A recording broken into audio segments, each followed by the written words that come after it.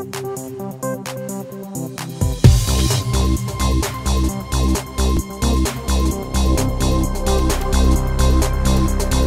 afternoon, ladies and gentlemen. The hour is late, and I promise you we will stick to the schedule. I'm Daniel Pipes, president of the Middle East Forum, and as I understand the topic that we've been given, the organizers are asking us to explain how Jews and Muslims can coexist, and that this requires two things. First, to go beyond the current disputes, and secondly, to convey a positive message to the youth. Of these two tasks, clearly, resolving disputes is more difficult than conveying the message. So I've asked each panelist to offer an idea how this can be achieved. Fixing school books, interfaith dialogue, high-level political meetings are common means. My question to them is, have these worked in the Jewish-Muslim arena? Are they likely to do so? Are they likely to work in the future? What changes to them are needed? What entirely new ideas do you have? This is no simple assignment, and we only have 55 minutes for 4 panelists. The fourth one will be arriving soon, makes it all the more difficult. Therefore, I've asked the panelists to limit their opening remarks to 5 minutes, so we have a reasonable amount of time for dialogue after the presentations, between the panelists and with the audience. So, let us begin in alphabetical order. To begin, Mohammed Dajani taught American Studies at Al-Quds University in Jerusalem until 2014, when you may remember he took 27 Palestinian students to Auschwitz, and the public outcry that followed that led to his resignation from Al-Quds University. He now heads the Wasatiyah Academic Institute, which teaches Palestinian and Israeli students about reconciliation, moderation, empathy, and ethics. Professor Dajani. Thank you. In the story Alice in Wonderland, Alice walks into the forest and she sees a cat, and she asked, "Where will this road lead to?" And then the cat would ask, "Where do you want to go?" The Alice would answer, "I don't care." And then the cat said, "Then it doesn't matter which road you want to take." So basically, this is the question we have to ask ourselves. What is our goal? What do you want to do? Do we want peace or conflict? Do we want one state, Israeli, or one state, Palestinian, or 2 states, or 3 states? This is actually the question that has been on the minds of people, but not on the minds of government, in the sense that where is it that we are heading? As a Palestinian, I believe that we should head to peace. We inherited this conflict from our grandparents, and it is our duty to leave to our grandchildren a peaceful society and a coexisting people. With regard to thinking how to do it, there are many ways, most important of which is the will to do it. If you look at the issues on the table, they are resolvable, whether it is Jerusalem, whether it is the refugees, whether it is the borders, they are all resolvable. It is the will that we need to do. That's why I started this movement that I call Wasatiyah, in which it means moderation, in the sense that moderation will bring reconciliation. Reconciliation will set up the pace for trust, and trust will bring conflict resolution, and conflict resolution will bring peace and democracy and development. As you have heard, we have a lot to share, whether as Muslims, as Christians, as Jews, and we need to focus more on the values that bring us together rather than those that separate us. And that's why it is so important to build bridges and not walls. It is so important that we, instead of boycotts, that we have dialogue, we have diplomacy, we have ways to move on, and that's our future. Because it is we are being entrusted with this, and we should deliver.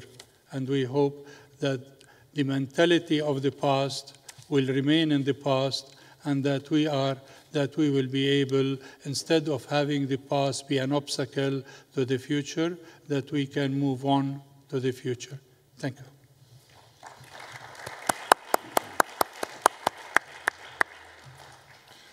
Second, it's my pleasure to introduce Ahmad Mansour, a German-Israeli psychologist who lives in Berlin, a specialist on Islamism, and the founder in 2017 of the Mansour Initiative for Democratization and the Prevention of Extremism. His most recent book can be found outside from Fischer Verlag, and it's called Klartext zu Integration.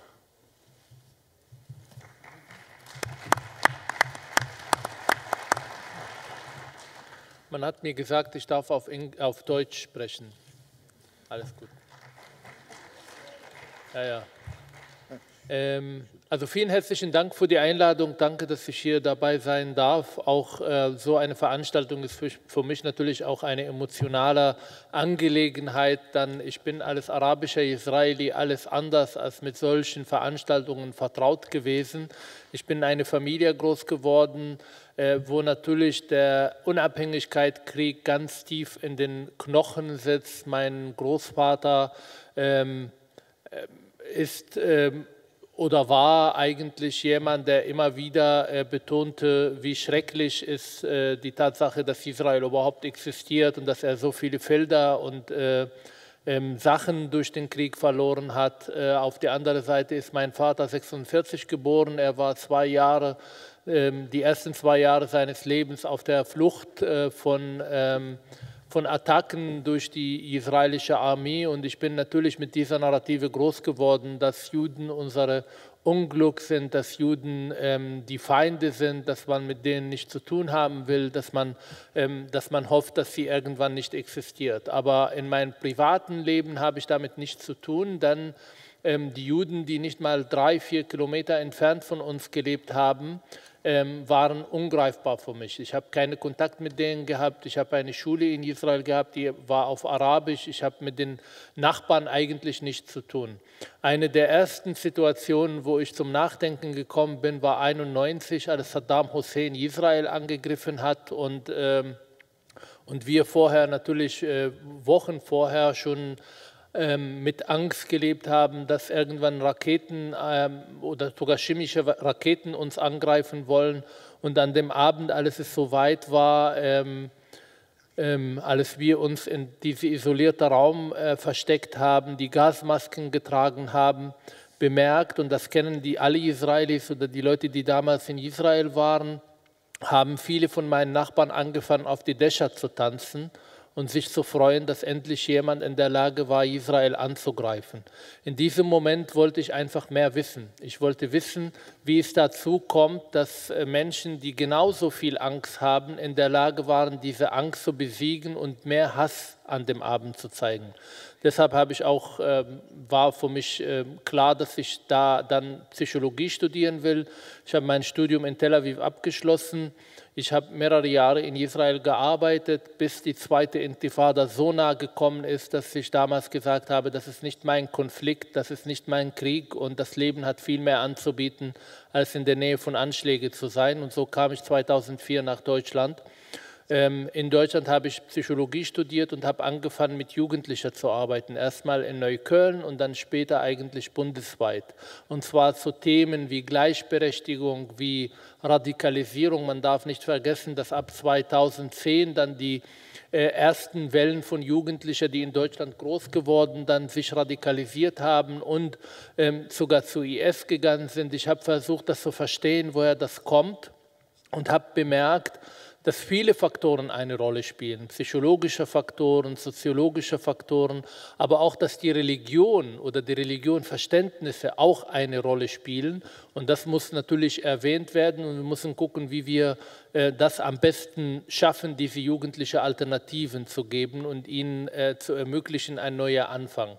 Und deshalb auch bin ich hier, dann, wenn wir zusammenleben wollen, dürfen wir nicht nur sagen, naja, wir müssen alle akzeptieren, wir müssen tolerant sein, sondern wir müssen unsere Kommunikation auch fordern.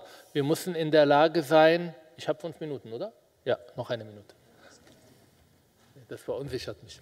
Wenn wir zusammenleben wollen, egal ob in Israel oder hier in Europa, dann müssen wir in der Lage sein, unsere Jugendlichen, die neue Generation mündiger zu machen. Es reicht nicht zu sagen, Gott oder Allah will nicht, dass die Menschen Antisemiten werden. Es reicht nicht zu sagen, das ist nicht in Ordnung, in Deutschland Antisemit zu sein, sondern wenn wir zusammenleben wollen, dann müssen wir Biografiearbeit betreiben. Dann müssen wir in der Lage sein, die Jugendlichen neue Narrativen zu vermitteln, ihnen mündiger zu machen. Ich treffe immer wieder auf Flüchtlinge, die sagen, ich hasse alle Juden. Und auf die Frage, warum, sagen sie, ich bin so groß geworden und sie sind verantwortlich für die Kriege, die da herrschen. Und das sind nicht nur Flüchtlinge, das sind auch Jugendliche, die hier im 2., 3. Generation leben. Wenn wir es schaffen wollen, eine gemeinsame Koexistenz in Europa zu schaffen, dann müssen wir 2 Sachen ganz klar definieren. A, wir müssen die Eltern in der Verantwortung ziehen und ihnen nicht ermöglichen, diesen Hass von einer Generation zu der nächsten Generation zu bringen. Da ist unsere Schulen natürlich in der Verantwortung. Aber vor allem müssen wir diese Jugendlichen mündiger machen und ihnen dazu bewegen, ihre eigenen Erfahrungen zu machen, ihre eigenen Einstellungen, ihre eigenen Gedanken zu bilden und nicht das alles, was der Generation vorher erlebt oder gedacht hat, automatisch, ohne zu hinterfragen, an die nächste Generation zu geben. So.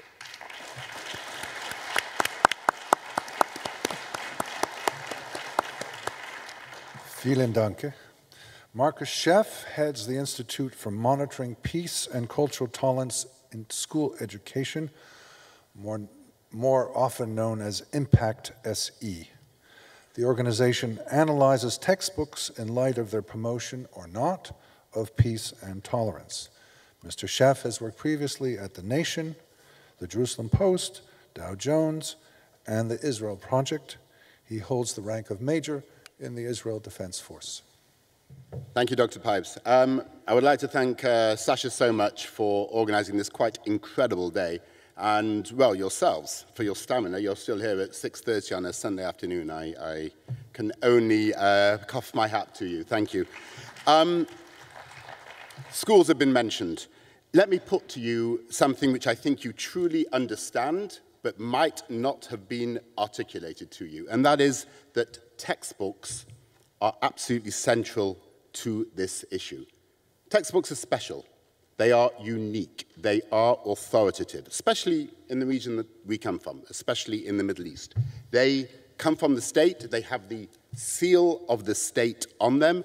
And young people know that the information in these textbooks is more important than other information they might be getting, you know, on all kinds of social media, on Facebook, on Twitter, on Instagram. They do not carry the level of authority that textbooks do. I think we all know that that is truth, and we all know something else. They have incredible power. The power to radicalize young people. And by the way, what was the first thing that ISIS did when they rolled into Mosul, having conquered Mosul? They changed the textbooks. The Nazis, of course, did it here when they came to power. You change the textbooks. You have your own narrative inside of those textbooks. You capture the minds of young people. And as the Jesuit Father Xavier said, give me a child at 6, and he is mine for life. He or she is absolutely that person's for life. In the Middle East, you know, there are positive changes. It's not all bad.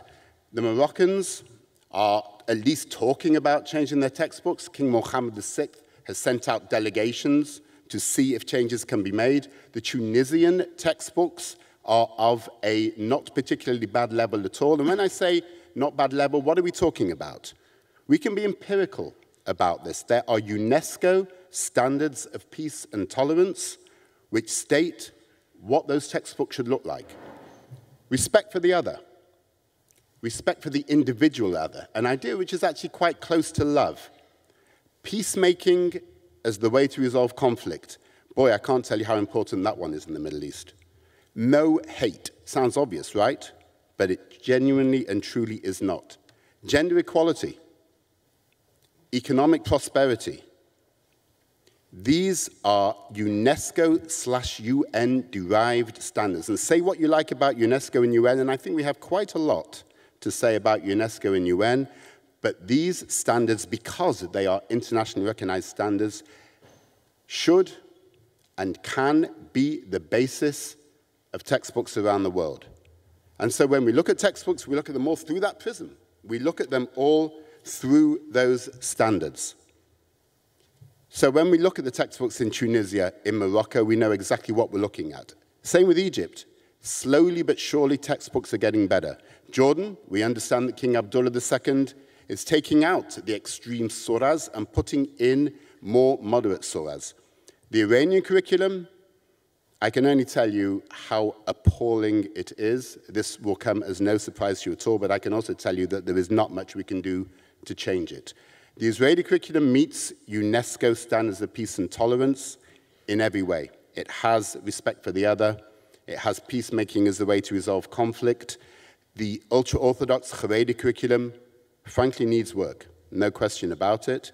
But the idea of peace is within the Haredi curriculum as well. I do want to talk to you about the Palestinian curriculum because that is particularly important, but I'm not quite sure how much time I have. The Palestinian curriculum is at its worst level we have seen. It was reformed in 2016. It was reformed over a period of 3 years, and the result, and I can maybe talk about it a little bit more later, is actually quite shocking. It's radical across all subjects, including science. It's radical from grades 1 to 12. It is an absolute and clear threat to the possibility of peace between Israelis and Palestinians. So just let me say, to wrap up at this point, textbooks are key. They are the basis for what people believe because it's what they learn when they are young. If we can give young people the values, the standards, the hope, the idea of peacemaking when they are that age, we have the possibility of the societies of the future that we all want to see. And sadly, the reverse is true. We want to radicalize young people. It's done through textbooks. Thank you. Thank you.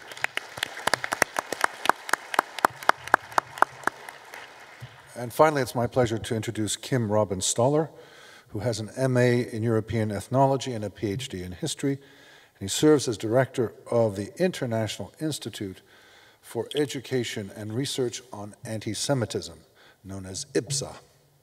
It is based in Berlin. He has coordinated activities to confront anti-Semitism both in Europe and in Morocco. He is indeed writing a book on civil society activists combating anti-Semitism in Morocco. Mr. Stoller. Thank you very much, and I also want to thank Sasha Stavsky for this tremendous work, and also Maya Zeden, the co-director, I don't know how the specific titles are there, for this incredible work they did here to organize this event, and also all the other staff being involved in this whole enterprise. So my perspective, what I'm going to talk now is on Morocco, not on Germany, because we don't have that much time, so I won't go in this first round into the German context. What you mentioned with the textbooks, I think it's crucial. It's very crucial. But changing textbook doesn't just happen. So usually from the Moroccan context, it was a long process over a decade where a lot of changes happening. Morocco, you have to know, there is the challenge. There is a fight about the Moroccan identity. In the past, it was mainly perceived as Arabic and Islamic, and over the last decade especially, there were specific changes in the public discourse, in the changes in the constitution, and this didn't just happen like this. It was, people were fighting for it. And I think it's important to acknowledge that changes, as mentioning, for example, a Jewish heritage in the Moroccan constitution, as well as an Amharic to recognize the Amazigh, the so-called Berbers, as another identity group. There, it's something which changed the whole discourse of the Arabic Islamic former identity or main identity of Morocco. So to diverse the identity concept is crucial to afterwards being able to implement the history of the different national groups, ethnic groups, religious groups, and so on. And this fight, which happened over a long time, also happened on the issue of Jewish rights and the fight against anti-Semitism. There were discussions about the connection to Israel and where all the Moroccan Jews went to, because the Moroccan Jews are a large number in Israel now. So it was a battle. And the battle, where what I think was very crucial there is there were several networks in Morocco, different people being engaged to counter hate. It wasn't about interface, it was about countering hate in this context, in the Moroccan context mainly.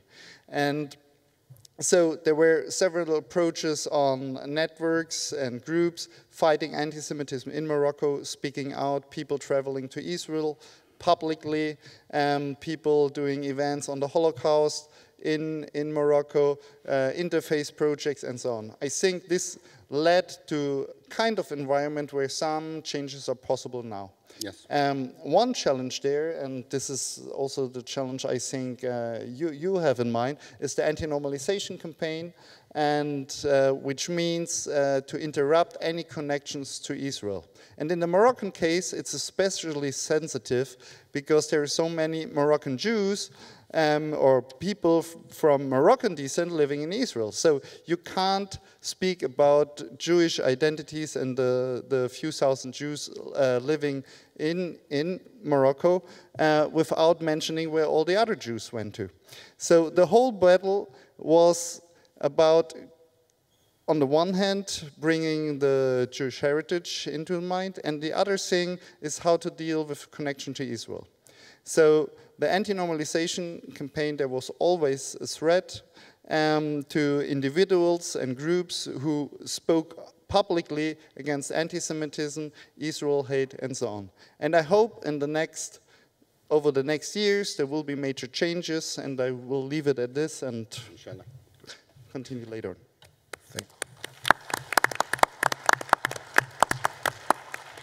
Thank you all so much for the timely and interesting remarks. Let me start the conversation by noting that the two of you have talked about textbooks, but you talked about rockets coming from Saddam Hussein, not textbooks. How do you reconcile? It was life, it was dangerous. Rather than textbooks. Textbooks didn't form you. The reconciliation between textbooks and violence? I think there's a very clear line between these things. You know, textbooks ultimately are far more than just exercises. If you tell young people to add numbers using fruit, add apples and apples, how many apples have you got? Then they will add numbers. If you tell young people, as in the Palestinian curriculum, to add the martyrs of the First Intifada and the martyrs of the Second Intifada, and how many martyrs have you got? And this is a direct example from grade 3 mathematics in the Palestinian curriculum. What you have is essentially incitement to violence. So the link between what is in a textbook, and that, by the way, is a fairly moderate example. The link between what is in a textbook and a young person acting out violence, or an adult acting out violence based on ideas which they inculcated as a young person at school, is utterly clear and direct. Also ich finde nicht, dass wir eigentlich widersprüchlich sind, sondern absolut. Ich meine, ich merke auch in meiner Arbeit, dass vor allem, wenn wir zum Beispiel über die heiligen Bücher sprechen, dass die heiligen Bücher vor allem im Islam sehr buchstabtreu interpretiert werden. Das heißt, ich bin als Individuum nicht mehr in der Lage, diese Texte selber zu interpretieren, sondern ich muss mich orientieren an das, was die anderen sagen. Und das ist ein enormes Machtgefühl. Ich gebe Ihnen ein Beispiel. Wir haben seit mehreren Jahren in Deutschland ein großes Problem mit Antisemitismus unter Muslimen. Und viele muslimische Communities sehen das Problem auch und wollen dagegen was machen. Was tun sie? Sie gehen auf der Straße, sie sagen, dass Antisemitismus eine Sünde ist, sie machen Aktionen mit Juden zusammen, aber kein einziger war bis heute in der Lage, in der Moschee zu gehen und zu sagen, 1/3 des Korans beschäftigt sich mit Juden. Lassen Sie uns das bitte neu interpretieren und sagen, das gilt nicht für die Juden heute, das gilt nicht für Israel heute. Lassen Sie mal ein Moschee am Freitag über das Existenz Israels zu reden. Das passiert nicht, sondern wir bleiben einfach oberflächlich. Und einer, was ich auch vorher gesprochen habe, diese mündig sein. Einfach, ich bin ein Individuum und ich bin in der Lage, mit den Texten zu streiten. Wenn das nicht vorhanden ist, wenn wir nur patriarchalisch die Texte lesen, dann sind die Bücher sehr, sehr gefährlich. Und die sind auch gefährlich.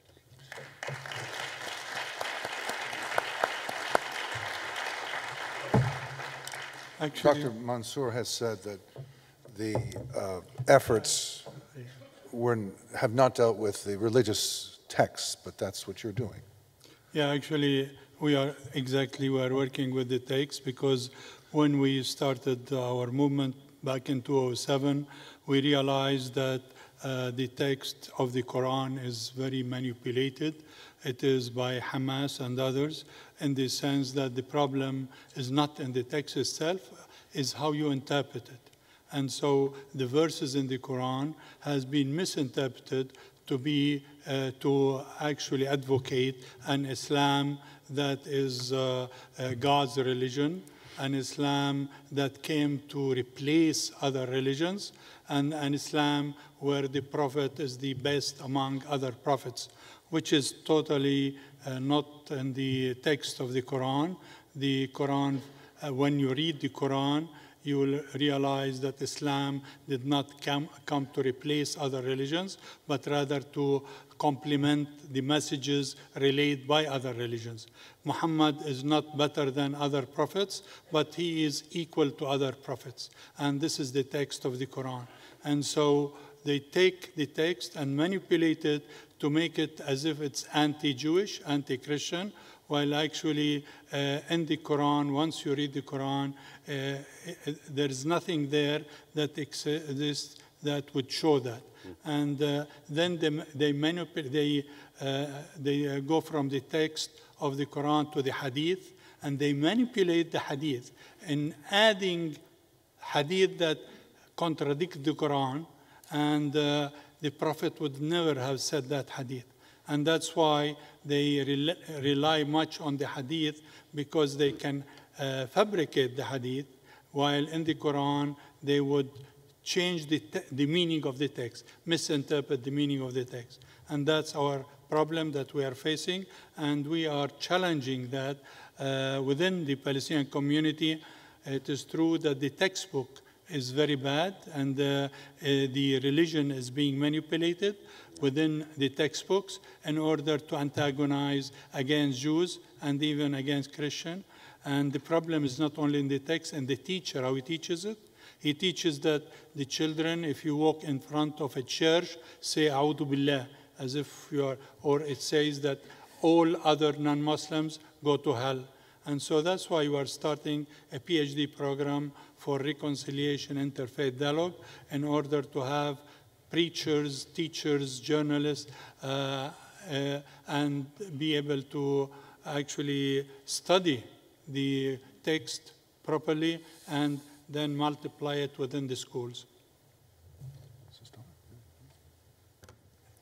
Yeah. Like my experience with our Moroccan partners on the textbook issues, like in the Moroccan context, there's on the one hand, of course, the material on religious education. This is one part, which in the past was the most radical and most anti-Semitic. There are other parts which are less less bad as those. But the overall thing is there has to be a revision of the whole educational system. It's beginning in the schools, it's going in different grades, and it continues at a university. What changes the fastest is, and the best is the university system, because there are some universities which have good professors and things like this, open-minded people. So there is, on the one hand, there is this process, so the elite is, or parts of the elite are changing, which in the future might lead, or already leading, some of the changes. On the second aspect in Morocco, which is important, is that there has been founded a new entity called CNDH, Conseil National des Droits de l'Homme, which deals with human rights issues in Morocco in the context of the new constitution. And what this Human Rights Council also deals with is, of course, discrimination based on religious or hate speech, hate crime, such issues. And so in Morocco, there are the first documents, for example, on against hatred against migrants, which refer or which use the term, an official document by CNDH, talking about anti-Semitism in Moroccan documents. And even in some cases at courts, the term anti-Semitism was already also mentioned. So the battle was also to introduce a knowledge about hatred against Jews, about anti-Semitism and so on, to fight, to have the means and terms that there is something bad. So anti-Semitism is a reference now. Anti-Semitic organizations are saying we are not anti-Semitic, we are just anti-Zionist. So this has been a change over the last years, which was a battle in Morocco. I will stop here.